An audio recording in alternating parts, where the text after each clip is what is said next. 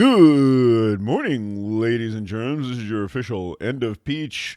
Rip up Pelosi's articles and shove them up her butthole. Die, die, die, die update. Oh, my God, last night. State of the Screwnin. Trump refuses to shake Pelosi's hands at the beginning of the speech, and then Pelosi tears up her copy of his speech at the end. You know, you just can't get past the theatrics of stuff like this. I am no fan of the president, as any of you that have paid any attention to my stuff for a long time know, even for a short time. The medical scam is the biggest reason. It's not the only reason, but it's the biggest one. Trump loves to talk. He loves to say he's going to do certain things, like stop the flow of illegal invaders. What he actually does is a different story entirely, and that's the problem. It's not so much that there's anything functionally wrong with what he wants to do in most cases. I loved the sanctuary city thing that he went on last night. It's about damn time. I mean, you know, how can you paint somebody into a corner better than by pointing out that they favor illegal invader murderers more than they do citizens? I just know how you get there. Okay, this is going to be a quick hit because I've got a bunch of stuff to do today. But yesterday I said that I did not like the little belly that was developing in the curve. Sadly, the last couple of days have done nothing to dissuade me from that position. In fact, yesterday's update that we had in the coronavirus data after I put up my podcast made me less happy rather than more happy. We're still not seeing any kind of a ramp outside of China of any substance. We have, however, now cases in Thailand and Singapore.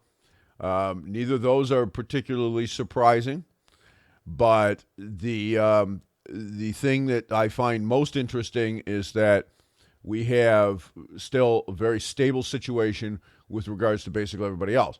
Australia, Germany, U.S., Taiwan. Japan has some confirmed cases on a quarantined cruise ship. That's very bad because cruise ships are petri dishes. And with the fun they've had with noroviruses over the years, you can imagine how much fun you could have with 3,000 people in close proximity where someone goes to the can, doesn't wash their hands, or God forbid, is Chinese and wipes with their hand, and then grabs the handle of the door. Yeah, that could be a problem. So the fun and games from a standpoint of containment certainly does not appear to be imminent. I don't see evidence of containment in this data, and that's a problem. What I also don't see, however, is the meteoric explosion of cases that you would otherwise expect if we were going to see our knots of Ford, things like this. But this is not a panacea, folks, because we're talking about a 10 days, and yet over the space of 10 days, when I look at this, what I am unfortunately seeing is numbers that suggest that we're getting multiplicative factors of about 5-ish. Yeah, that's not so good. And unfortunately, there's that, as I said, that curve is developing. The belly shape, which is the characteristic of an exponent. I don't like that, and so there we are. I'm not pulling a fire alarm until and unless we see some kind of a major expansion here in the United States and we start to see an exponential takeoff here. But the possibility it's going to happen is very real.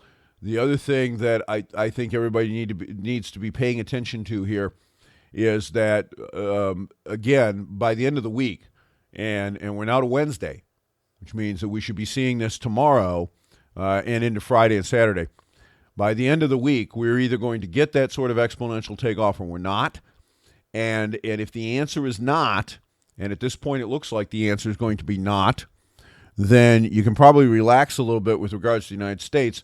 But in terms of the supply chain disruption coming from everywhere else, And incidentally, if you think this isn't going to get into India, you're oh my God, are you wrong? It absolutely is. It's probably going to get into basically everything in that part of Asia. Basically, the entire Southeast Asia environment is is looking at a real problem here, possibly a disaster level problem. That this is going to stay confined to China is fantasyland nonsense. So, something to think about, folks. I'll try to get an update out tomorrow, but as it stands right now, I'm not a happy camper with what I'm seeing in this data. Just thought I'd give you that quick hit. Have a good one, and I'll talk to you soon.